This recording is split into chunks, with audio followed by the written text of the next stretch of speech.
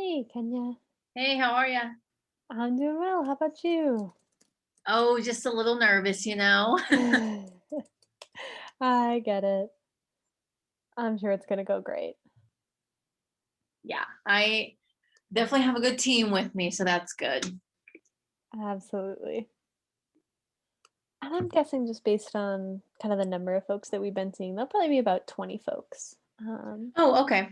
So hopefully, like not a hugely intimidating number of number of. Right. Yeah, because we were looking at, who signed up and there were like 50 plus people. And I was like, oh goodness. Yeah, yeah. As with any event, it's a Right. fraction of the people who RSVP who come through, and we've been seeing that be. It was about a third last weekend. During the middle of the week, it dipped down to about a quarter, just because I think folks were like dealing with the tumult of the week between like the Chauvin Oh, yeah. verdict and Earth Day and Micaiah and Yeah. like everything that was going on. And then I'm guessing as we move into this weekend, it's going to bounce back up to about a third because I've heard a lot of folks saying like, "Oh, I couldn't make much during the week, but I'm really looking forward to Friday and Saturday." So Good. we'll see who's here. Hey Akila, hey Kenya, how's it going? Hey. Going I'm well. here. I'll be able to have my video on in just a couple minutes. All good. Akila, how are you? How's the conference been? I hope you're uh, still gathering your sanity. I know it's a lot of work. Yeah, it has been fantastic. I love the energy of like bringing lots of folks together for big events and some of those like logistics and things. So this kind of thing is really energizing to me, and I'm definitely looking forward to taking some time to rest next week as well. But just really, really loving all of the amazing folks who have come together to make the convergence happen and just getting to be a part of it. Yeah, it's a delicate dance between like the energy and momentum that you feel for the event, and then also just all of the moving pieces and logistics and like being so in it. But the Totally. schedule looks awesome. I mean, the lineup and the sessions, like they have just looked absolutely just stellar. I wish I could show everybody like the list of sessions we also had to turn down just because there weren't enough session slots. Like we Oh. could have run 2 power shifts with the number of folks that were excited about this. But I'm really glad for the lineup that did come together.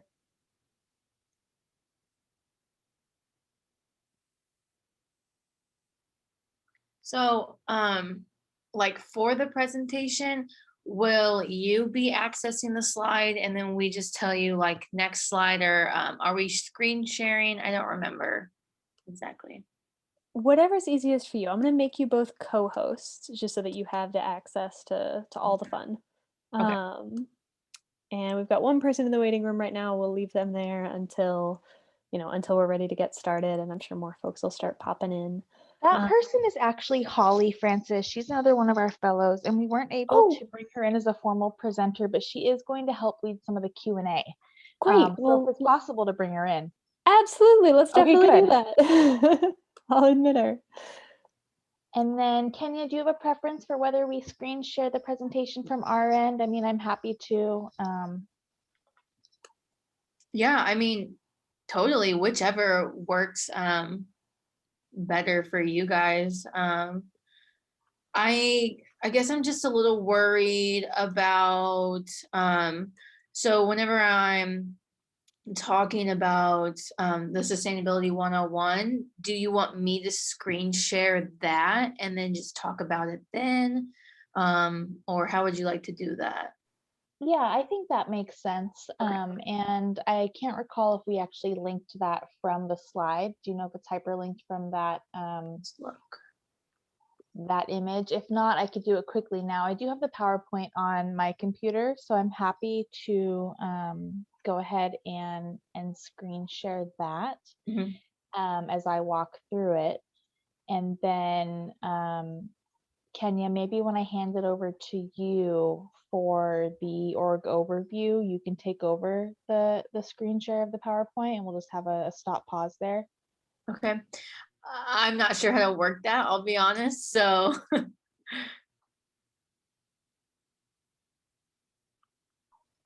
Since I have the up-to-date version on my end, let's say that I will just screen share okay. from here. I think that makes the most sense, and then that way you can walk through it. Okay. And yeah, I think that'll be that'll be best. Okay. Hey, Holly, glad we found you. Yes, I'm here.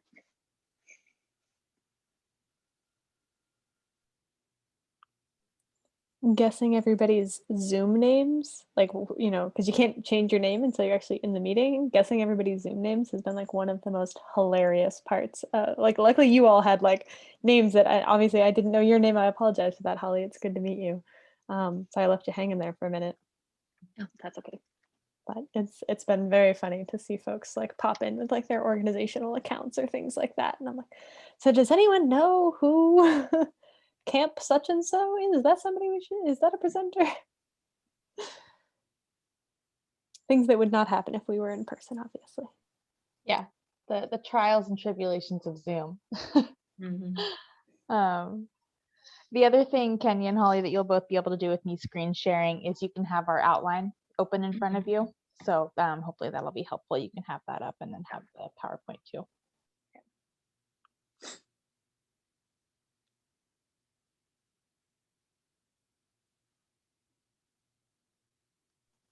And I know we were saying, Akila, just between us internally, if there's like less than, I think we said what, 20, 25, 20 people on the call, we'd love to go around and like have folks share, name, location, like why this session. I'd love to open it up and have folks hear from each other. If more than that, we'll probably go with the chat for time's sake. Totally, that makes sense. And I'm guessing I'm saying this to Kenya, I think right as you were getting on, that I'm guessing you'll probably have a right around 20 folks. Just looking at the number of RSVPs, and I know that folks were excited to come to some of the Friday sessions and things like that. So I think it'll probably be right around 20.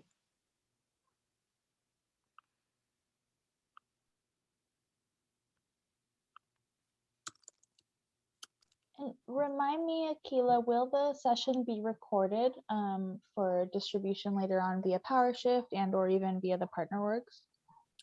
Yeah, so we're by default recording everything. So you also might want to mention at the beginning of the session, just like, if folks really don't want to be recorded, to turn their video off, and they can even like change their name, their Zoom name. And then we won't share anything without folks' consent. And we've been, for some of the more like lecture-based and presentation style sessions, we'll go through and post some of those on YouTube, probably like late May, beginning of June. We're going to take a little bit of time for the PowerShift team to like sort through things and rest and get those out in a little bit.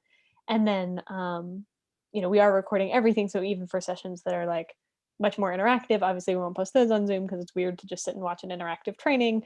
But that way we can like pull quotes and things and make sure that we're accurate about it. So by default, recording everything. That's awesome. I love that. But you'll be able to actually, just like with our conference, we found, well, we can't be in person, but hey, we're able to make it more accessible, it turns out, and more inclusive because we can get the content out to folks later on. So it's one of the advantages, right? Definitely. And will we have the ability to share that as well from our end, from our social channels and newsletter, or TBD? Oh, definitely. Definitely. Okay, awesome. Great, We'll make sure to get that your way. Great.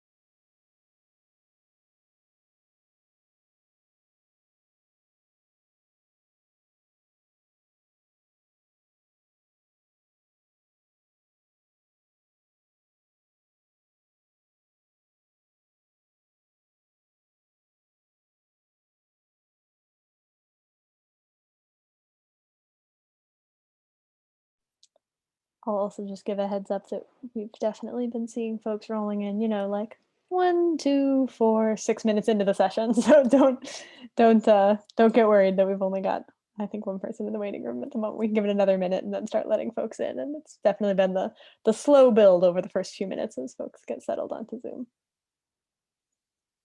I would expect nothing less with back-to-back Zooms.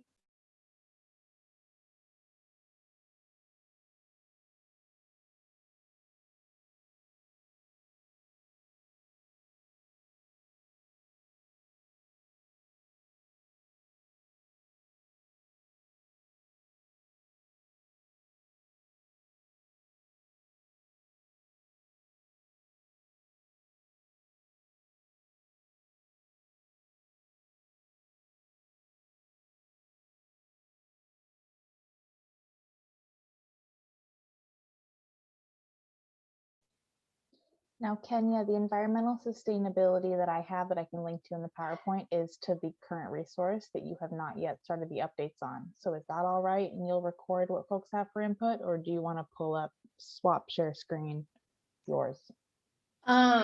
I mean, whichever. I kind of had some of the edits just like in my head, and I'm also in a room with like a whiteboard, so I can like just look directly up to see kind of what I wrote. Okay, cool.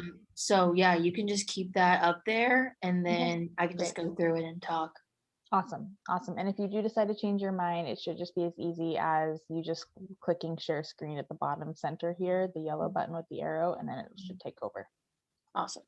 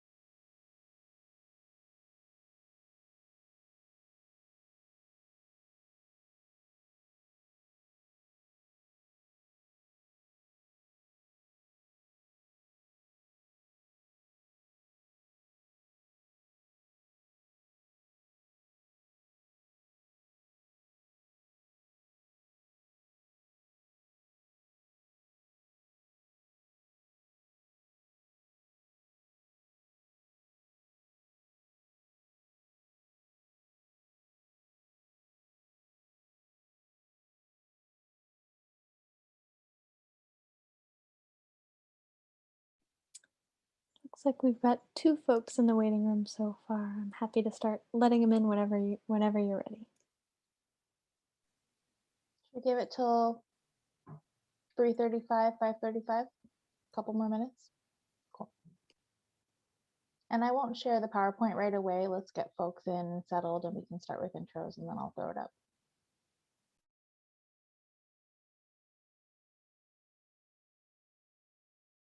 Oh, actually, no, because we do have the placeholder slide for intros, so I'll have it up when we launch.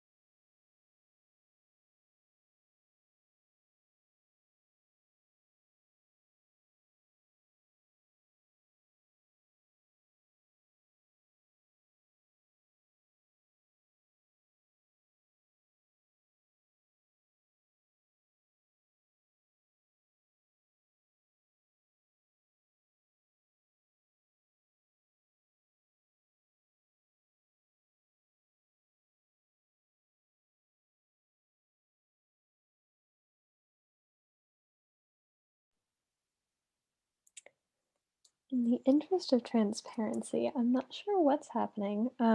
We've had about at least, 15 to 20 folks in basically every session so far, and it sounds like a number of the other sessions right now also only have 1 or 2 folks.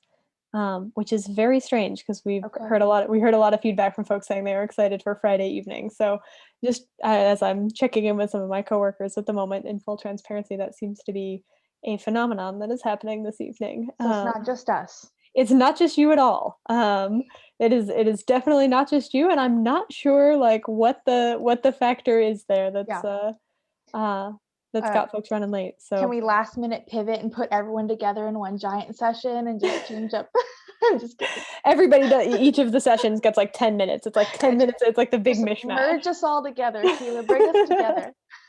Oh my God, that'd be hilarious. 10 minutes on fair trade, 10 minutes on reproductive justice, Yeah. 10 minutes on healing justice. No, we're good at pivoting, but we're not that good. No, that would be a little bit of a mayhem, but I enjoy picturing it.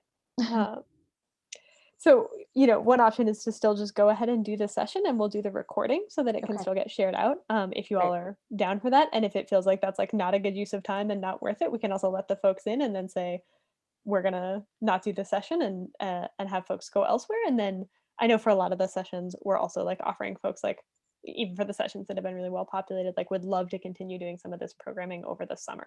So Yeah. just to like toss Yeah. that out as well. Yeah, let's do the session. Kenya and Holly, you're both prepped. Let's do the session. Let's wrap up early. And, what we really had, Akila, was a lot of discussion. So given the small turnout, if that remains to be the case, then let's just pose those discussion questions for future conversation. If you're listening to the recording in the future and viewing it with a team or a group of folks, you could talk about it. But I think that, running through the content for the folks that are here makes the most sense. And, Kenya and Holly and I, it's good practice, right? So we just like won't talk about the discussion questions, or Yeah, I think that what we should do is just pose them. And, maybe if someone has like an immediate response to one that they really want to get out there. Otherwise, let's just have them up and then, we'll aim to wrap early, but let's have Yeah. the presentation be getting our info across. And okay. maybe we'll trim this into a, 30, 40-minute session. Okay. Okay, do you want me to let folks in then?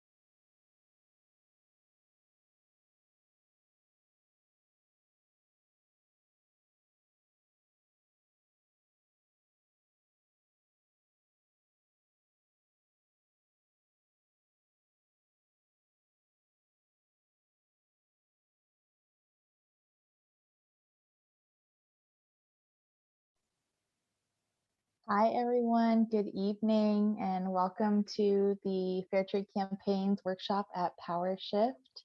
It's great to be here with you tonight. I know we've got a few people still coming into the waiting room, and we were just talking with Akila here at Power Shift, who was saying that there might be a small group of us tonight, so in a little bit more of an intimate setting. But we're still excited to be here sharing with you and getting some information out about fair trade and intersectional organizing. And we've got some questions and food for thought around racial justice, climate justice, and intersections with fair trade. So thanks for being here. We are recording this session, and so the Power Shift team has asked us to let you all know that they will be using the recordings in the future, sharing out with folks that couldn't be here today. So if you're not comfortable being on video and being recorded, then do have your video turned off. Otherwise, feel free to pop on video with us here. And since we are such a small group, we'll no doubt wrap up early today. So we'll do a shortened, abridged version of our longer workshop. And with that, I'll introduce myself. So my name's Kylie, and I am the Senior Manager at Fair Trade Campaigns. and we are a national advocacy organization working to promote fair trade across the US. And we're also part of a global network of fair trade campaigns around the world. And my role is really in supporting our advocacy and outreach efforts across the United States. And I have the great privilege of working with our regional fellows, two of which we have here co-presenting. So I will let Kenya and Holly introduce themselves. And then since we are a small group, it would be wonderful to hear from you all too, why you're here. So as they're introducing themselves, I'll throw up the PowerPoint right now with some questions for intros. Thanks, Kylie. Hi, everyone. My name is Kenya Reeves. My pronouns are she, her. I'm located in St. Louis, Missouri, and I am the Great Lakes Region Fellow. So as a fellow, we look over our campaigns in all of our universities, our towns, congregations, and just help them navigate through our fair trade mission and our fair trade goals. And my name is Holly Francis. I use she, her pronouns. I am based in Burlington, Vermont, and I am the Northeastern Region Fellow. And I will hand it back to Kylie, or if anyone wants to introduce themselves, please feel free to either voice it or just throw it in the chat.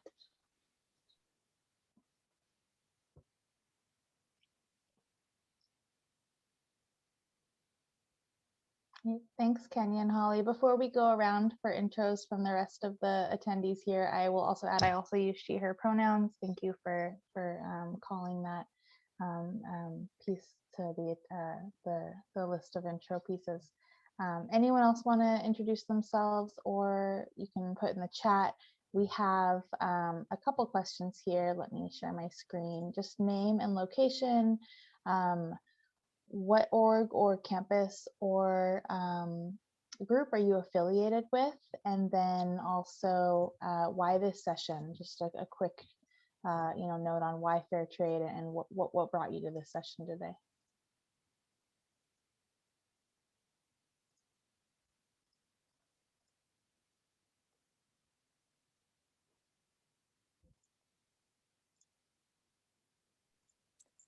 This is Akila. I'm happy to help kick things off. My name's Akila. I use she, her pronouns.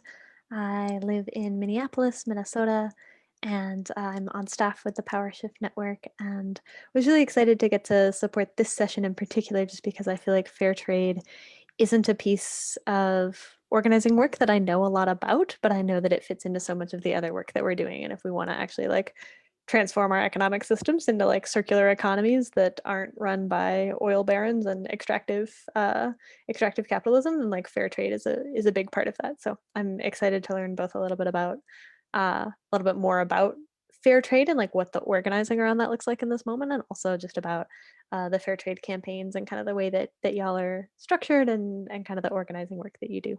So excited to be here.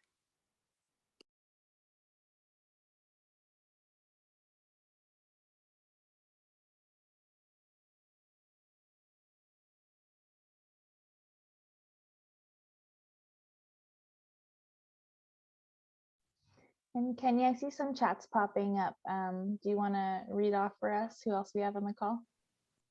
Yeah, so the first one is Rebecca. I'll just read it from word to word. Her pronouns are she, her. Hard to do quickly. I've followed fair trade since I was a kid, and I'm 55. That's awesome. I'm a sociologist focused on social movements and university community collaboration on sustainability. Great. Correct me if I'm pronouncing this wrong, but Shoji, he, him pronouns.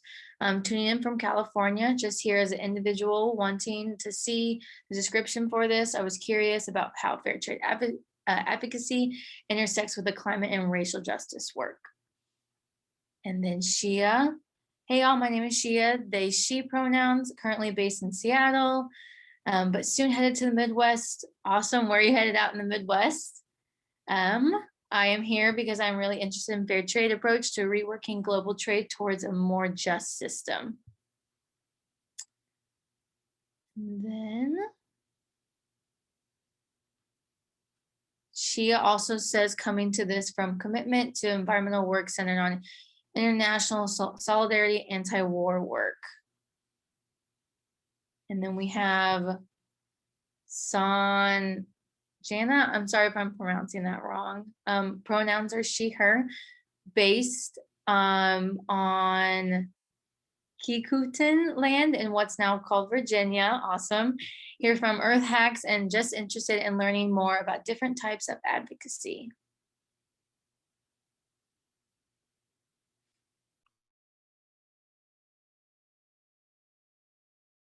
I think that's everybody.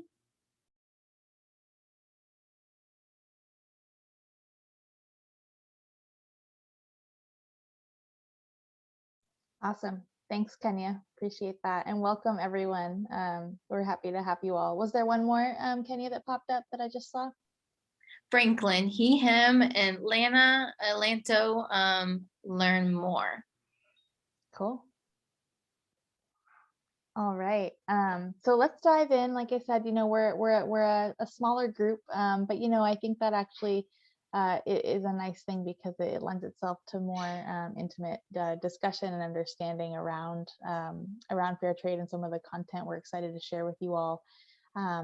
So before I dive in, Akila, can you see the slide okay, or am I blocking it with the screen share bar here? Nope, it's showing up great for me. Okay, great, perfect. So before we open up the call and we dive into the content and kind of the what is fair trade, and Kenya's going to run us through our organizing model, we want to hear from you. What are some of the similarities you've seen in your work?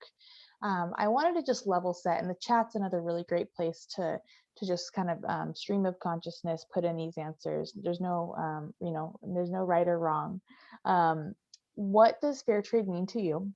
When you hear fair trade, what do you think first? I always love to just gauge an audience's, new audience like Power Shift's take on this. What fair trade products are you familiar with? Do you know already?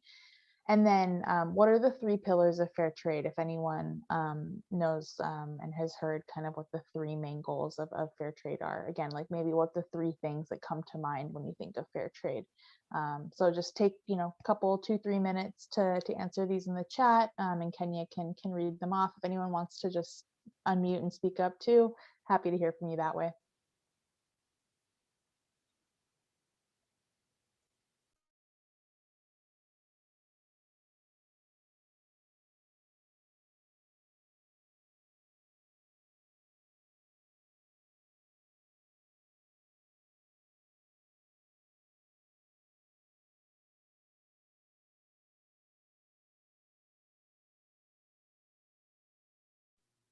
So Akila says that she's seen fair trade coffee and clothing most often. She agrees with that. I associate fair trade with tea and chocolate products. Yes.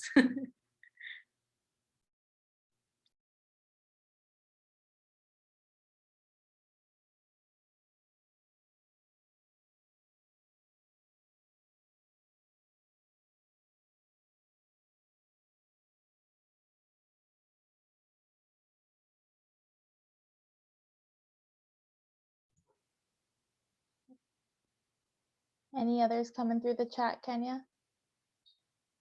Not that I see on my end. Oh, here we go.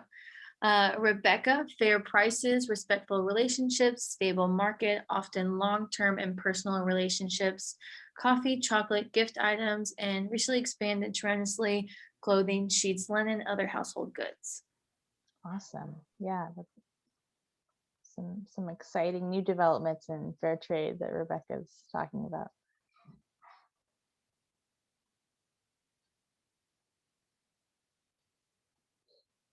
Kenya and Holly, do you both want to share on this one? I mean, I know in your roles as the fellows, you've had a lot of time to sit with these questions. Yeah, so just for me, I've grown up with fair trade products in my house. And then when I was a senior in college, I went to a sustainability conference called ASHE, which some of you might have heard of. Yeah. So I ran into the fair trade booth there. And that's actually how I got the fellowship. They posted on the ASHE job listing site for the fellowship, and I applied. So yeah. I had a little bit of a different experience. I didn't really grow up knowing too much about fair trade in general. I actually discovered it basically for the first time in college when I went to school and they already had a campaign there. Basically, for me, I think fair trade just in general inhabits the like being more of an ethical and sustainable consumer and supports people along the way. And so it's like a really good mixture between environmental and social justice. And that's kind of what led me to really latch onto it. It's just very interconnected. And that's kind of what led me to this fellowship as well. So yeah, super cool. Awesome. Thanks. So let's dive in. I'll spend a few minutes talking about the why fair trade. I'll kick it over to Kenya, who will dive a lot deeper on our organization, our organizing model, and what we're calling, I'm sure many of you are calling your own pandemic pivot, you know, how we really approached the last year with COVID disrupting our work and all of our lives. So really, why fair trade to start? You know, poverty is a global problem. There's no surprise to anyone on this call that the task at hand in solving global poverty really is insurmountable. I mean, we have our work cut out for us. Of course, we also know that a lot of the issues that Power Shift is focused on this year, and a lot of the issues we all care deeply about around climate and racial justice, cannot be achieved and cannot be, solved for if folks are struggling with the basics of how to provide, food and water and shelter for themselves and their families. So, about 1.9 billion people living in poverty today, according to the World Vision. Last year, these stats, well, 75% or so work in farming and agriculture. So, decades ago now, there was this concept emerging around fair trade where folks were asking, well, if we can provide not handouts, right, but actually empower and provide the tools and systems of justice and systems of fair trade to artisans, to workers, to farmers, to be able to get a fair price for the products that they're producing, for the labor that they're participating in. Can we move the needle on global poverty in terms of specifically farmers? So that's really where the original kind of idea for fair trade came from, and particularly around artisans making like craft items and coffee. Coffee was one of the founding products in fair trade. So what is fair trade at the core of it? This is economic, social, and environmental. So we have these three pillars of fair trade, and really the fair trade system is based on these strict standards for working environmental conditions, ensuring that farmers are treated fairly, so across these three pillars, and that the land is harvested sustainably. So each fair trade product that you find on the shelf with the fair trade certified label, which there's a few of that we'll talk about in a minute, you can rest assured that it was certified according to these standards. So a lot of people, I think, when they think of fair trade, they think economic, right? They think economic justice, fair wages, and certainly that is a huge, huge piece of it, right? Making sure that there's a minimum price guarantee. This is really important for very volatile markets like coffee. Coffee, really, the market is up and down, and there's been a coffee price crisis actually for the last several years, where the price of coffee has actually fallen just below and just over $1 per pound of coffee, and that is in no way sustainable for the cost of production. So, for example, with fair trade, you have $1.40 is the minimum price for fair trade coffee per pound, and then an extra 20 cents if that farmer, that producer organization is certified as organic as well. So that really does add up a lot over time and can be a real differential in the ability to be able to have the additional funds that you need, again, to support yourselves and your families. So minimum price guarantee, that stability in volatile markets, contracts being honored, access to financial records, the community development funds we'll talk about in a minute. That's kind of what I call the fair trade difference. The social aspects, many of you will be familiar with these, and they might not be surprising. No child or forced labor, no discrimination. So a lot of times fair trade organizations, for example, give more of a voice to women, right? And we see a lot of leaders who are women in fair trade organizations. And actually, this picture here that I chose for the opening slide is one of the reasons why I'm in this work and what I think of when I think of why I'm in this session, what fair trade means to me. This is a group of women, 3 generations that I had the chance to meet with in Ecuador 3 years ago that have all been farming on the same plot of land in cocoa, which is a very, very male dominated agricultural industry in a lot of Latin and South America. And so, they were talking about just how empowering and what a difference it's made to be able to take control of their livelihoods and of, the direction of their family and be able to have this cocoa production that has really been able to fuel a lot of changes, not only for them and their family, but in the wider community. And again, in a space where men have been very, very center to that process. So that's something that for me has been really important with fair trade. And then as well, training on safe chemical handling, use of protective gear, right? So especially in industries that are a lot more highly polluting or dangerous, like to work in, apparel is actually one of those that you wouldn't think of, but like clothing factories, as well as very arduous and labor intensive agricultural commodities like banana harvesting or coconut, right? So making sure they have safe gear. And then environment. This is last but certainly not least. Preservation of local ecosystems, measures against climate change. We all know that climate is the issue of our time. I mean, the climate crisis is looming. It's here, and we know that small farmers will be the ones that are affected first and foremost by climate change. So ensuring that again, you have the ability and the bandwidth more to focus on climate mitigation in your community and measures against climate change if you're able to put food on the table and feed yourself and your family, right? So the economic piece has to come before that environmental piece. But there's parts of fair trade standards that include like proper waste management, no agrochemicals, no GMOs, shade grown coffee, right? Like preventing deforestation. These things can all really add up in order to ensure that the local ecosystem is being preserved. And then the community development funds, like I said, this is really what I look at as the fair trade difference. What this is for the sale of every fair trade product, you have a certain amount of money that goes into a fund for the producers of that product, the farmers, the cooperative members to decide what to do with.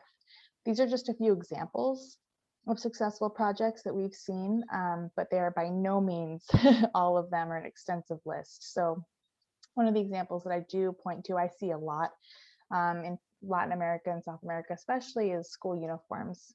And so a lot of times, there is a requirement that you have to have a school uniform to attend school. We might not think it's a high cost here in the US, but it's actually an exorbitant cost for some of these farming families. And so using their premium funds from the fair trade production of the coffee that they're selling, or in this case, in the Ivory Coast, the cocoa, to be able to buy uniforms, not just for the students of the children of the farmers, but of the entire community oftentimes. That's where we see this ripple effect. Some of these other pieces, scholarships, we've seen examples of scholarship funds a lot for students to be able to attend school who otherwise could not. That also ties back to preventing child labor, right? So how do we get to the root causes of some of these problems that seem so insurmountable, like child labor, by giving alternatives, by giving farmers and producers the alternatives that they should have access to. Environmental training, organic certification. So again, deciding to pursue the organic cert with the funds from fair trade.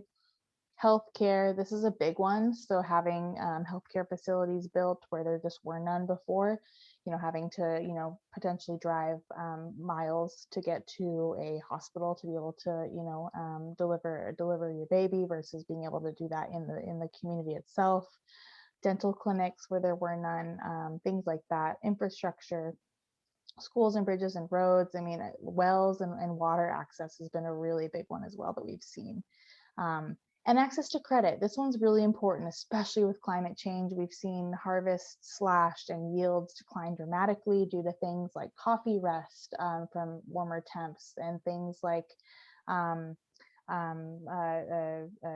there's another similar issue from climate that affects cacao plants and cacao pods, chocolate. So being able to have access to credit and extra financial resources in years where those yields have been lower has been really important as well for the sustainability of the farmers. How fair trade works. So I won't spend too much time on this because I don't want to get too much into the weeds, but essentially at Fair Trade USA, where Fair Trade Campaigns is housed, and Kenya will talk to that in a minute here, we certify farms, we inspect and audit them against fair trade standards, and ensure that they are meeting the standards that we talked about on the previous slide. Traders are registered, so that's really how we trace and measure the impact, the folks that are bringing the products into the US. Brands have to be registered to sell forward fair trade, so that they are, again, providing the impact stories, engaging customers, and we advise them on supply chain development as well. Highlighting at retail, so really you could certify all of the fair trade products in the world. We could have millions of producers that we work with that benefit from fair trade, and yet if the products are not highlighted at retail and on the shelves and accessible for consumers and being purchased, well, then it's all for naught, right? So this one's really important. How do we advertise for fair trade in store, and how do we get fair trade into places where it can be accessed more easily and more broadly, right? How do we get fair trade into stores that people are shopping at in large cities, in food deserts, in places where, there's limited access to fair trade already? How do we change that? And last but not least is engage consumers. So raising awareness through PR, through social media, through grassroots outreach. That's the work that we do at Fair Trade Campaigns. It's the work that gets me out of bed and to the computer at my home office every morning. And I think that we have a lot of work to do in terms of how we advocate and how we raise awareness around fair trade, but it's definitely the exciting piece for me here. And then these are just the labels that you might see on fair trade products. So the two in the middle, this one's our current label, Fair Trade USA. You'll see that a lot. This is the old one. You might see it sometimes. Fair Trade International, another common label. The World Fair Trade Organization, they more work with producers who are operating outside of the US in like artisan contexts, especially crafts, and help to provide support for them. Their membership organization, as is the Fair Trade Federation, also membership organization for artists and crafts and goods. And then Fair for Life is another one. So they're a smaller certifier, but you'll also see that label in the US too. But most of the time you'll see this one in the middle. Great. And with that, I want to kick it over to Kenya. And she will take us through Fair Trade Campaign's mission and a little bit more about the scope of our work. Thanks, Kylie. I'm kind of just going to read off of this slide. So this is our mission. Fair Trade Campaigns is a powerful grassroots movement mobilizing thousands of conscious consumers and fair trade advocates on campuses and communities across the US. We drive impact for producers around the world through increasing purchasing of fair trade products, both individually and institutionally, and raising awareness for those products. We are part of a global effort to normalize fair trade as an institution, no practice, and consumer preference across 30 countries on 6 continents.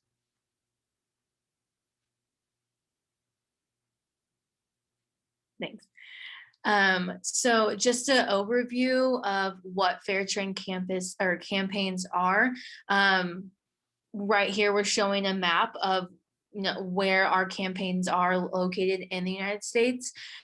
We have 300 campaigns across the country. Our campaigns, both at college and universities, are going to be our largest and fastest growing. It's around half of the campaigns that we have currently. Some of the major campaigns that we have right now are LA, Chicago, Philly, Houston, and then that's our fair trade towns. And then for our fair trade colleges, universities, places like UCLA, UC Berkeley, Arizona State, Michigan State, and those are just a couple to state off. For our two main pillars of our work, or just our goals in general, we want to impact through our purchase, and we also want to educate. So a lot of our campaigns, universities will sell fair trade products in their dining halls, or somewhere in a union that they have at the campus. And then our campaigns will do a lot of educational events throughout the year. And that's kind of one of their organizing principles is collaboration, partnerships, and meeting people where they're at. So we want to build a team and we want to source these fair trade products. And we want to host these events and pass a resolution. So right here is our organizing model as I kind of went over just there. So our goal one is just to form the committee itself. And then our second goal is just to make the fair trade products available on campus. As I was stating earlier, a lot of them will put them in their dining halls or throughout the campus. Our third goal is to use the fair trade products in the university offices, meetings, and events. So a lot of my campuses and universities will host an event where they'll bring, a couple of fair trade coffee or fair trade chocolate to give to the people that do show up their event when things were not virtually.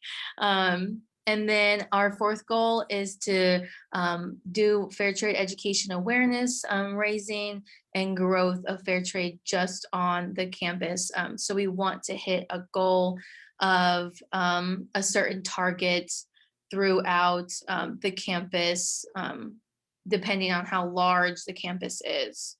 And then our fifth goal is to develop a fair trade resolution. So with the resolution, we want to make fair trade an impact on campus that will stay on campus.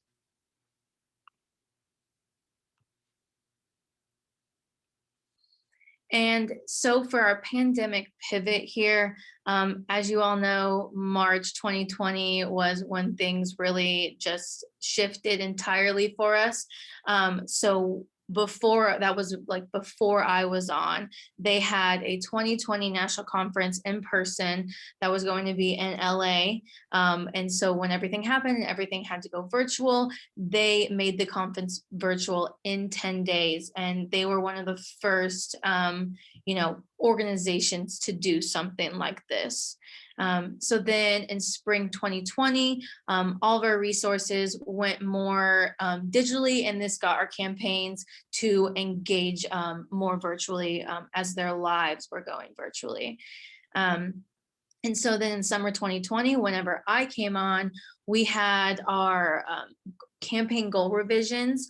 And so this was just to help our campaigns reach these 5 goals that we have intended, but making them, revising them to do so virtually.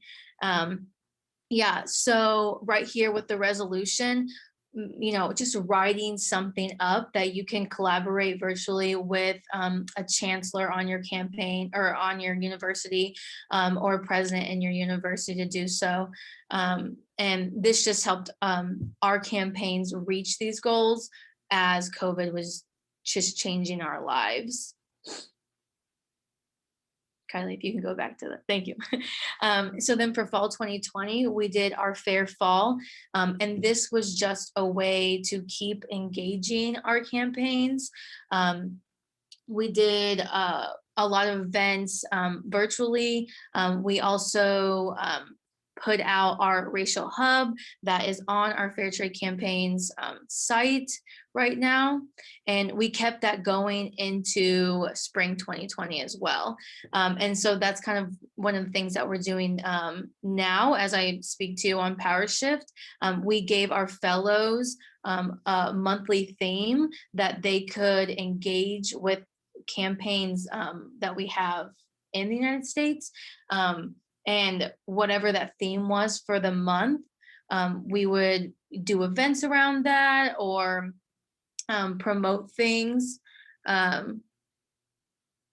Sorry, promote things like virtually. So my month was April, and I wanted it to be more of a sustainable advocacy.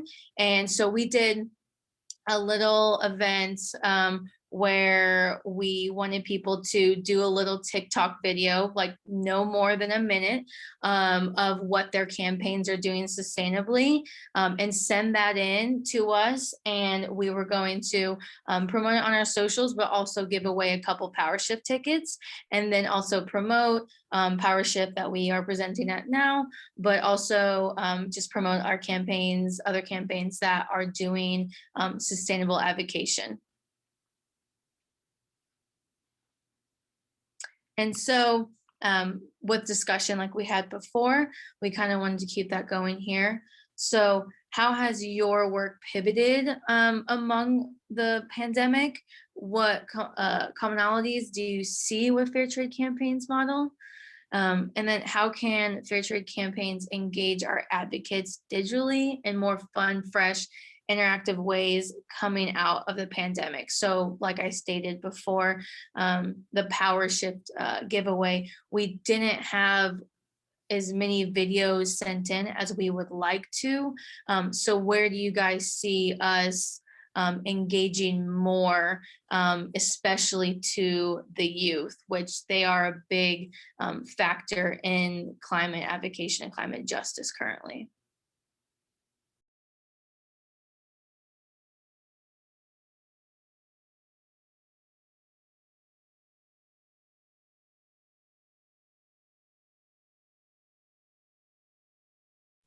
And Kenya, I know we have a question in the chat that popped up too. So I can't see the chat, but we can read that off and answer. Any other questions too, please keep them coming. We definitely want to get to folks' questions, so put them in the chat as you go. And then Kenya, maybe you want to read the responses that come in. And again, folks, feel free to, unmute yourselves and share there too.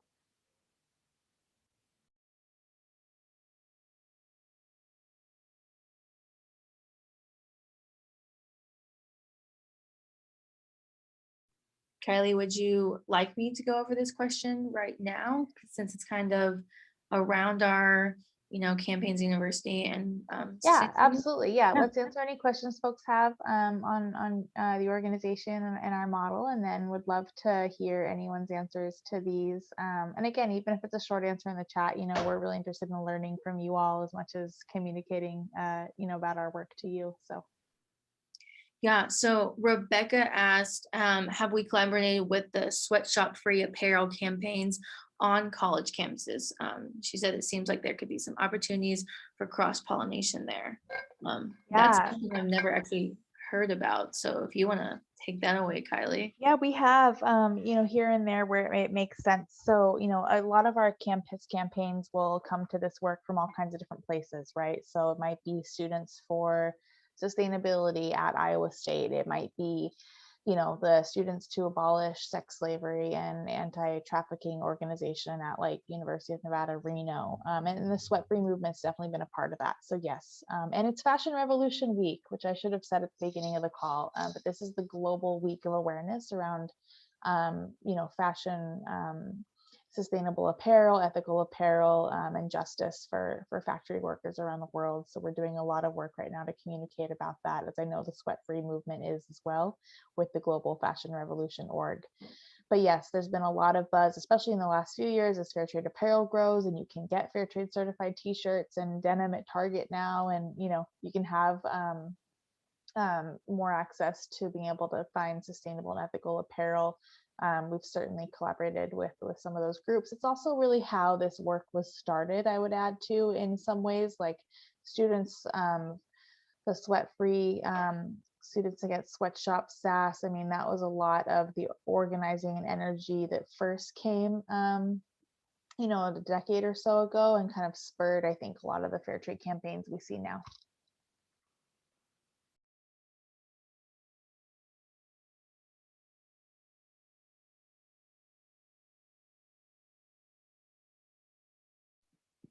Also, just to add to that, I think what's great about campaigns in general, at least fair trade campaigns, is that basically any group can take it on. So whether it be tangentially relevant or super relevant, like sweatshop free apparel campaigns, any group that finds it interesting can take it on and make a difference that way.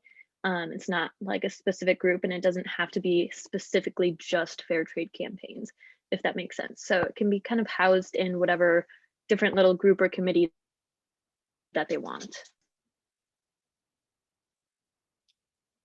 Thank you. And if y'all don't mind, I'll ask a follow-up question. I don't want to take you too much off topic, but I've followed the SAS movement and campaigns, and also talked with a number of students who've worked on those campaigns at some of the colleges and universities around Atlanta. And there were a lot of kind of logistical problems with sourcing and ending up having apparel orders that were delayed and that were not high quality and things like that, which, you know, is probably something that is changing over time as fair trade is becoming more widespread in the apparel industry. So my question is whether you all are also able to help universities with that sourcing, to make it a little bit easier for, you know, say an office of campus sustainability that wants to really make sure that they're doing the best job that they can when they source their own t-shirts. Are you able to point folks toward, you know, the best possible fair trade sources for that, or is that kind of still a work in progress?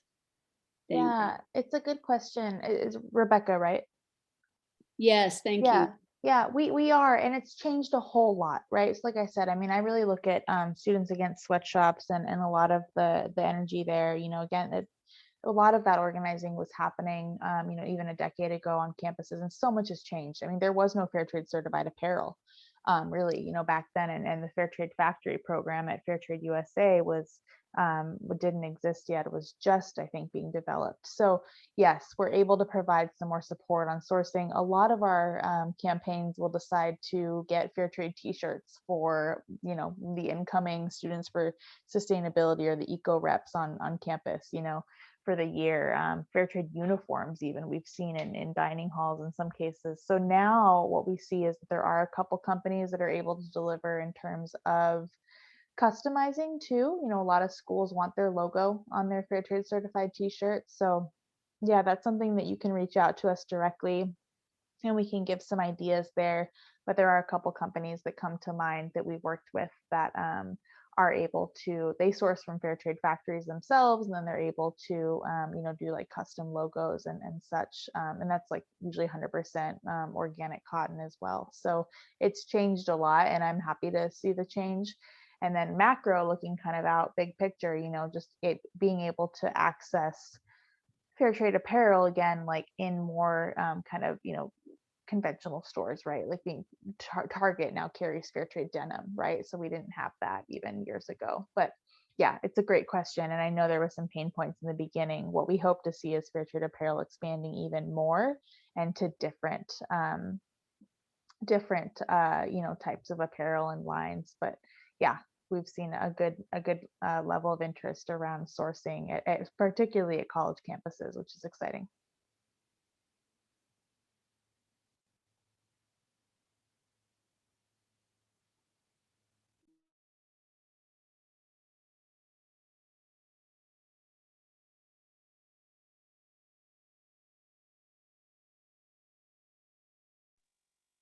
Kenya, is there anything else in the chat coming through on these couple questions specifically, or should we move on to the next section? Yeah, I was just about to say, I don't see any more in there. So if you'd like to move on. Okay, great. And we hope that these questions can serve as kind of, you know, thought pieces for you all as you move forward too. And especially as Akila said at the beginning, with this being recorded, and folks can maybe watch it with their team or with others. So we can put a pin in these for sure. So fair trade and racial justice. So I want to spend a little bit of time on this and talking about our work to date on racial justice and fair trade. And I want to ask some questions to you all as well. So the main piece that we have worked on specifically in the past year, as with many organizations and individuals, we were absolutely rocked by the murder of George Floyd last spring. Fair trade campaigns had justice, equity, diversity, and inclusion as part of our work and our strategic plan and our principles for several years, but we, like many others, decided that we had to be more vocal. We had to really think about how this plays into our work and how we can align better and more clearly with racial justice efforts. So what came out of that was initially a team of fellows that we worked with last year that came before Kenya and Holly. They put together what we're calling our Racial Justice and Fair Trade Hub, where we have some resources that they help design for us on how fair trade ties to racial justice and the connections that can be drawn there. So this is something that we promoted last spring into the summer, and we're continuing to promote it. And I'll open up a couple of these resources in particular that I think have been very useful. But we are trying to roll this out to all 300 of those campaigns that you saw on the map that Kenya showed, making sure that our organizers have access to these resources. And what we're doing now is we're in the process of changing our campaign goals.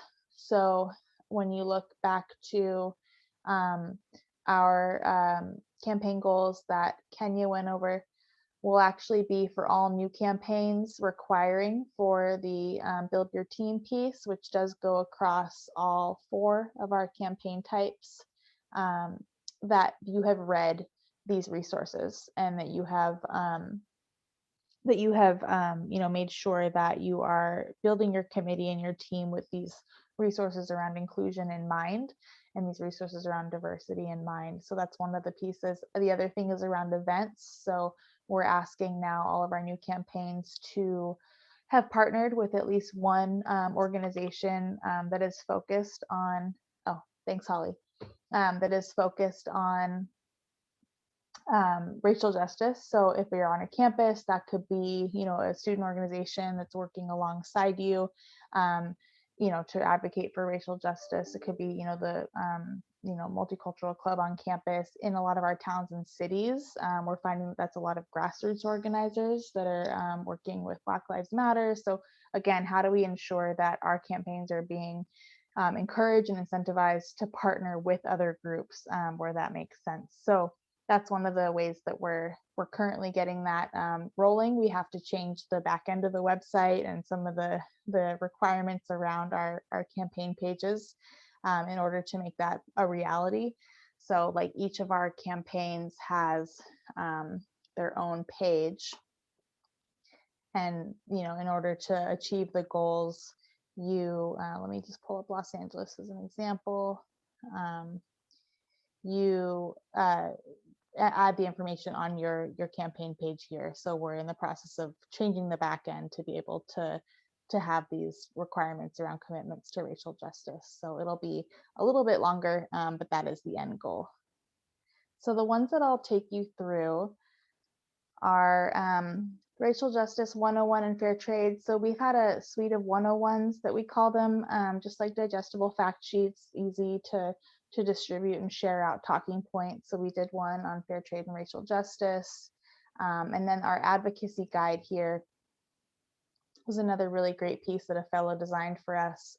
Some talking points and real, kind of deeper insights from, again, that team of fellows at the time around how to engage authentically with other groups and how to align with racial justice efforts in a way that, it can really facilitate longer term partnerships and not just looking at it as kind of short term leveraging the moment. Our national conference, Kenya mentioned, we went online last year in 2020, but the previous years we were in person, and we've had a focus on diversity and inclusion and racial justice as a program track at the conference. So what this does here is goes into detail around what those sessions are and gives some discussion questions. And then we have at the beginning of the year last spring, we had a list running just of like different racial justice resources for fair trade advocates, ways to frame racial justice and fair trade. And then we also developed with one of our fellows a suite of social media graphics so that campaigns could post and share their own stories and their own commitments to racial justice. So I'll just pull these up and won't spend too much time on them, but just to kind of show you what they look like. So we have some facts here, the need for fair trade, and then some talking points around fair trade and racial justice, and a path forward and kind of where we see this going with a link to the hub. So this is something that like a campaign would include at their tabling event, if they wanted to have some talking points around this.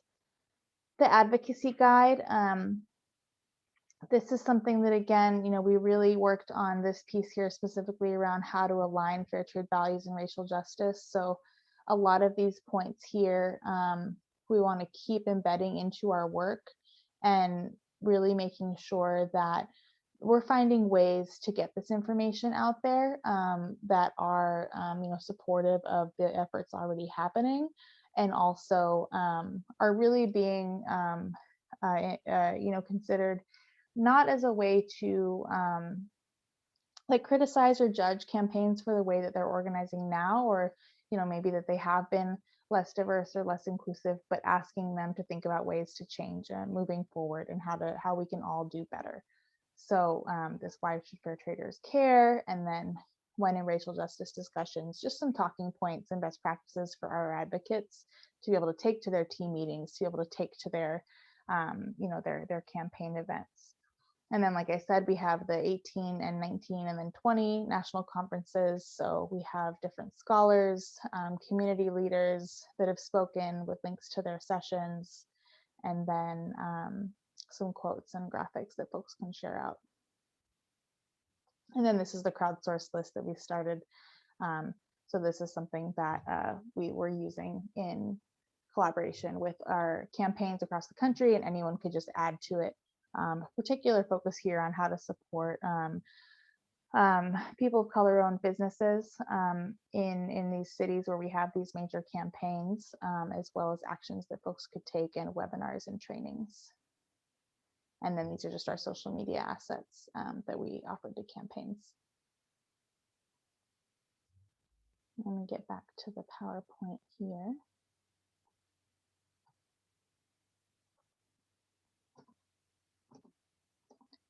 Great.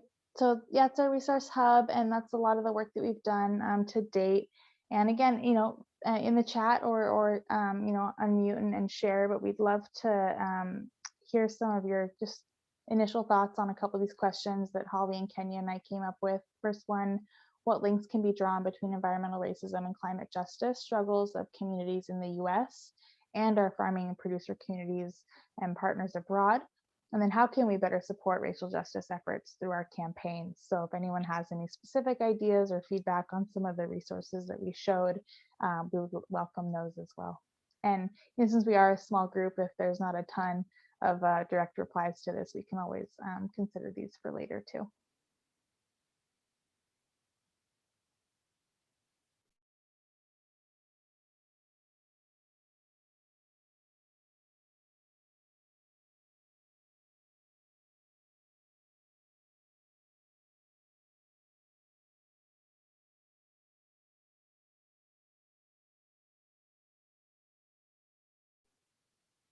And Kenya and or Holly, I still can't see the chat. So if anything did come through, feel free to go ahead and read it out.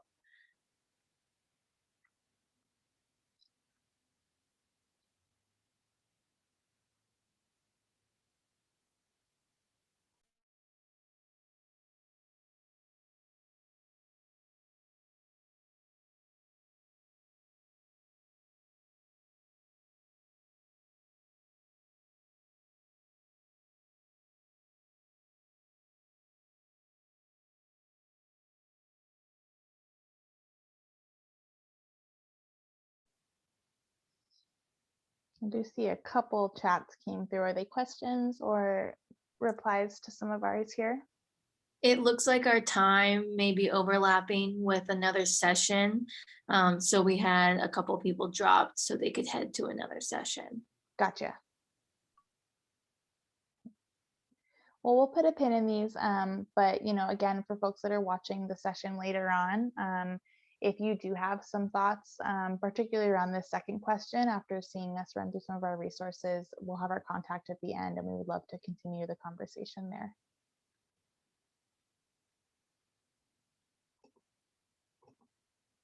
And with that, I will hand it over to Kenya, who's been doing a ton of work on connecting fair trade to another really important issue that we're trying to do a lot more amplification around, which of course is climate justice, and why we're so happy to be here with the Power Shift team.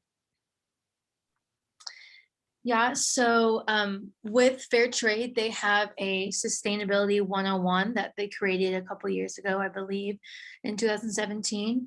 And this 101 just starts out with some fast facts about poverty and food insecurity globally, and how climate change has affected people and these numbers drastically, and then how fair trade can help combat that, or help not pause climate change, but make sure that our initiatives and our standards are keeping up to date with these changes that we will be seeing.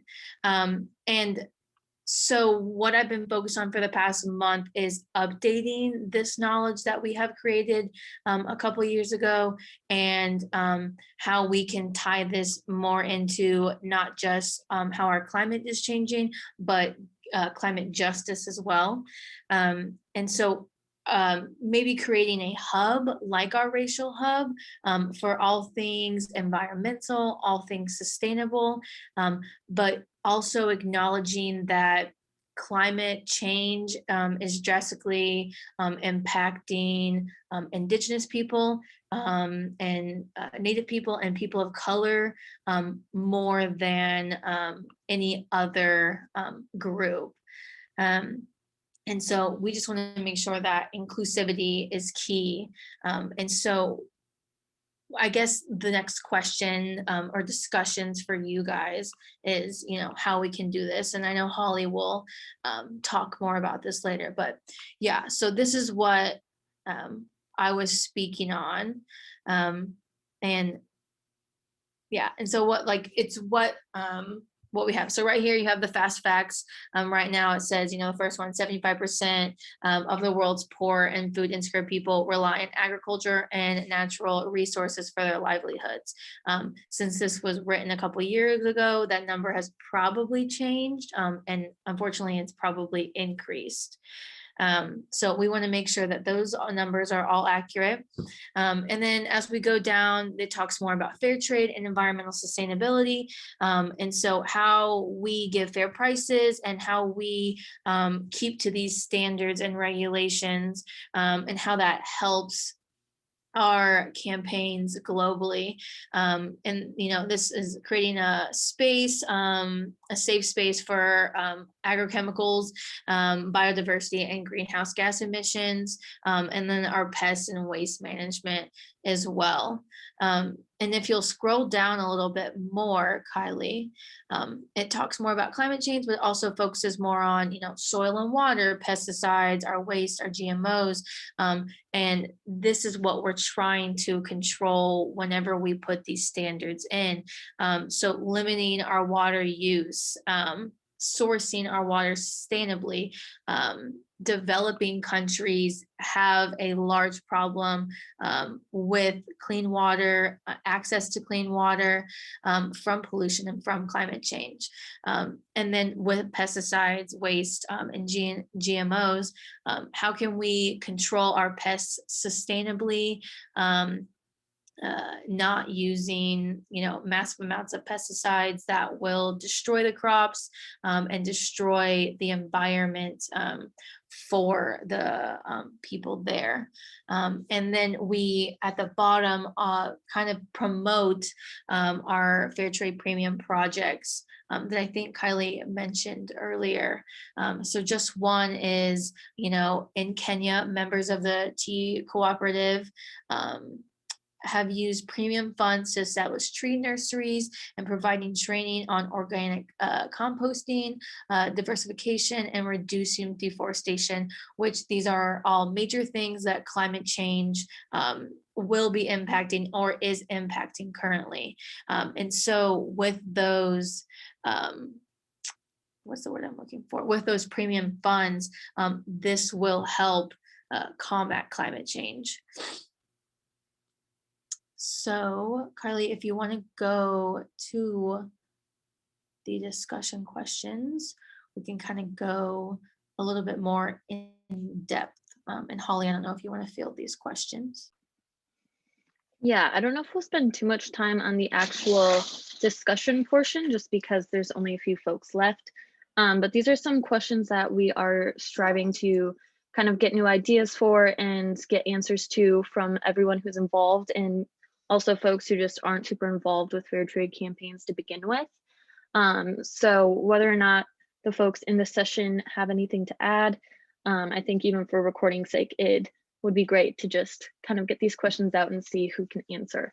But the first is, how does and how can fair trade better help combat environmental racism and bring food justice to farming and producer communities abroad?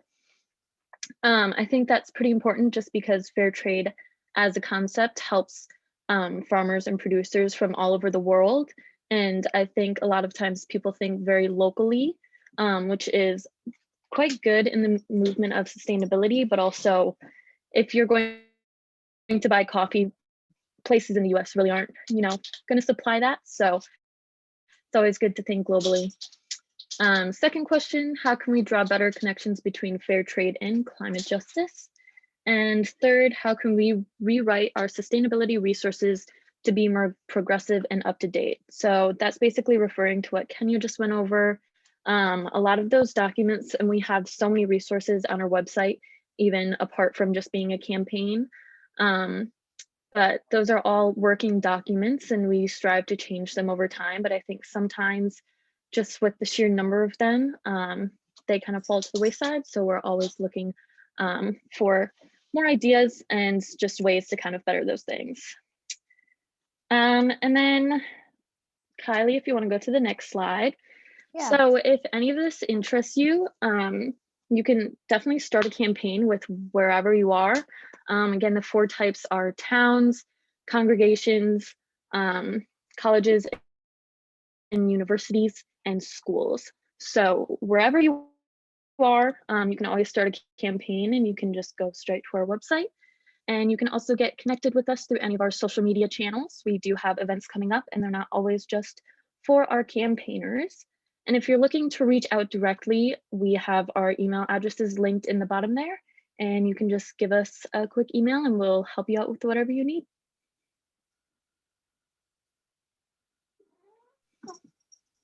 Awesome. And I'm going to leave this slide up as we wrap up, just so that folks can make sure to get some of this information. But I would just like to wrap up by thanking both Kenya and Holly for co-presenting with me today. It was great to have your voices, and to Aquila and the Power Shift Network and all you've done to coordinate this great week of movement building and power shifting sessions. It's been a lot of programming and I know a lot of hard work, so well done. And you definitely reach out, don't hesitate to contact us. We'd love to work with you, if not on a campaign, even just to answer your questions and to stay in touch.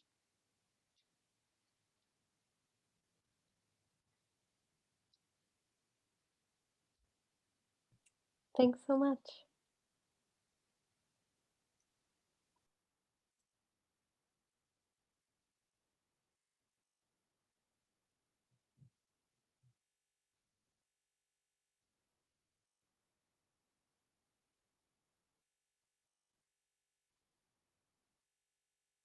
That was a fantastic presentation. Thank you for putting Oh, it thank together and you. putting it on. We will definitely boost the heck out of that going forward. Good. Kenny and Holly, great job adapting on the fly. That is, really good notch to have on your belt. So well done. I thought you both did great. Thank you, Kylie, for just helping us through this and thinking of me along the way. And thank you, Akila, for doing something like this. I think Power Shift is amazing. So Akila, I'm curious if throughout the session, did you get a gauge or your finger on the pulse of if the other sessions picked up, or was it still a little light across the board? It seemed Where are we light at? across the board for just Okay. about everybody for this Okay. particular, and like that is a drastic change from a lot of our other sessions. So I am super curious to see what happens for our 7:30 Central Time slot. Okay. But no one else like surged in their attendees like halfway through, and we're still sitting with our small group. No. I think there was one group that had like 15 folks, and that was it.